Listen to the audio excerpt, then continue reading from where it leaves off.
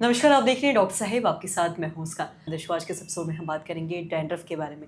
हम देखते हैं जैसे ही ठंड की शुरुआत हो जाती है तो जो डैंड्रफ है इससे काफ़ी ज़्यादा लोग परेशान हो जाते हैं और अक्सर ये कहते हैं कि ठंड में उन्हें डैंड्रफ काफ़ी ज़्यादा होता है। तो ऐसी स्थिति में करना क्या है? कई बार लोग हैं जो घर में भी अलग अलग चीज़ों का इस्तेमाल करते हैं, कई बार लोग हैं जो तेल में कपूर डालने की कोशिश करते हैं कि इससे डैंड्रफ चला जाएगा। अलग अलग चीज़ें अपने घर में वो होम रेमेडीज़ करते हैं ताकि वो डैंड्रफ खत्म हो जाए। हम इसी बारे में तमाम जानकारी लेंगे और ये जानेंगे कि ठंड में डैंड्रफ होता क्यों है? अगर होता है तो ऐसी स्थिति में करना क्या है? और इसी बारे में तमाम जानकारी लेने के लिए आज हमारे साथ मौजूद है बिहार की जानी-मानी डर्मेटोलॉजिस्ट डॉक्टर अर्चना लोखंडे। मैम नमस्कार, बहुत-बहुत स्वागत है। Thank you. आपसे जानना चाहेंगे, हम देखते हैं जब भी ठंड आती है तो डैंड्रफ से लोग काफ़ी ज़्यादा परेशान हो जाते हैं। अक्सर ठंड में जो डैंड्रफ काफ़ी ज़्यादा होता है लोगों का और इसी वजह से लोग हैं जो घर में अपने मन से ही बहुत सारी ऐसी चीज़ें हैं जो होम रेमेडीज़ भी करते हैं कि इससे ठीक हो जाएगा। मैं आपसे जानना चाहूँगी कि इसका कारण क्या है और अगर होता है तो ऐसी स्थिति में करना क्या है?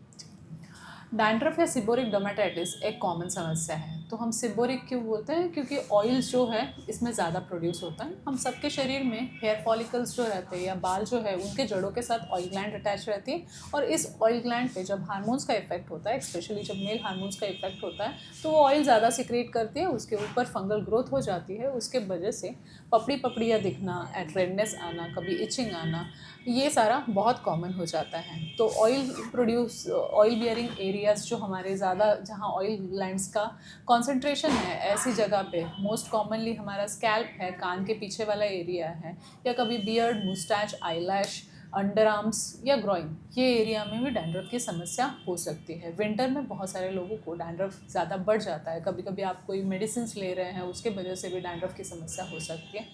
कुछ लोगों में डैंड्रफ के साथ स्कैल्प सोरियासिस नाम की समस्या हो सकती है, जिसके वजह से बड़े बड़े प्लाक्स दिखते हैं या मोटी परत वाले पैचेस स्कैल्प पे दिखते हैं। वो बॉडी पे भी हो सकते हैं, इचिंग हो सकती है, कभी कभी हल्का फुल्का हेयर लॉस भी हो सकता है। बहुत सारे घरेलू नुस्खे लोग यूज़ करते हैं। जो कैम्फर या कपूर है उसमें थोड़ी सी एंटी माइक्रोबियल प्रॉपर्टीज़ है, उसको मगर डाइल्यूट करके यूज़ करना चाहिए। होम रेमेडीज से कम हो सकता है, बट हर बार इसका कितना बेनिफिट होगा ये बताना मुश्किल है, क्योंकि ऐसी साइंटिफिक स्टडीज़ हमारे पास अवेलेबल नहीं है। बहुत बार कीटोकोनाजोल या एंटी फंगल बेस्ड शैम्पूज़ का इस्तेमाल किया जाता है, सैलिसिलिक एसिड बेस्ड शैम्पूज़ का या ZPTO, सेलेनियम सल्फाइड, ऐसे अलग अलग तरीके के जो एंटी डैंड्रफ इंग्रेडिएंट हैं उनके बेस्ड शैम्पू का यूज़ किया जाता है। बहुत बार जहाँ ठंड ज़्यादा पड़ती है, लोग हेड बाथ ज़्यादा नहीं फ्रिक्वेंटली करते, उसके वजह से भी डैंड्रफ थोड़ा ज़्यादा मात्रा में दिखने लगता है। कभी कभी किसी किसी को डैंड्रफ के साथ जैसे ऑयलीनेस ज़्यादा होता है, कभी कभी किसी किसी का स्काल्प ये ड्राई भी रह सकता है। तो एंटी डैंड्रफ शैम्पू उसका यूज़ करना ज़रूरी है। एंटी डैंड्रफ शैम्पू हफ्ते में कम से कम 2 बार यूज़ कर सकते हैं। जैसे जैसे हमारी समस्या कम हो जाती है, हम उसकी इस्तेमाल की फ्रीक्वेंसी जो है हफ्ते में 1 बार या हफ्ते 10 दिन में 1 बार ऐसे कर सकते हैं।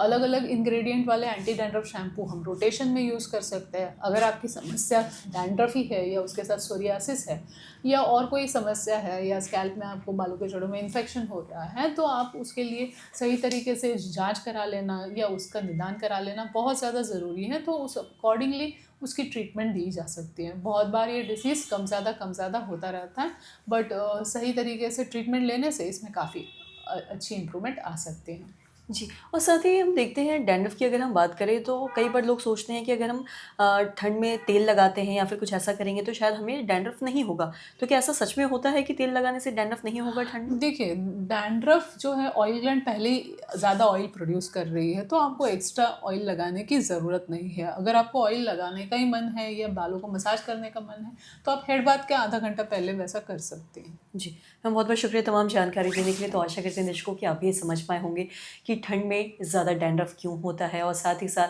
जो भी आप घर में होम रेमेडीज़ यूज़ करते हैं उसका क्या फ़ायदा है या फिर क्या कुछ नुकसान है। तो आशा करते हैं जो तमाम जानकारी है आपके लाभदायक रही। तो आज की इस वीडियो में इतना ही। अगर आपने चैनल को सब्सक्राइब नहीं किया तो तुरंत कर लिए, साथ ही हमारे फेसबुक पेज को लाइक करें। वीडियो देखने के लिए आपका धन्यवाद।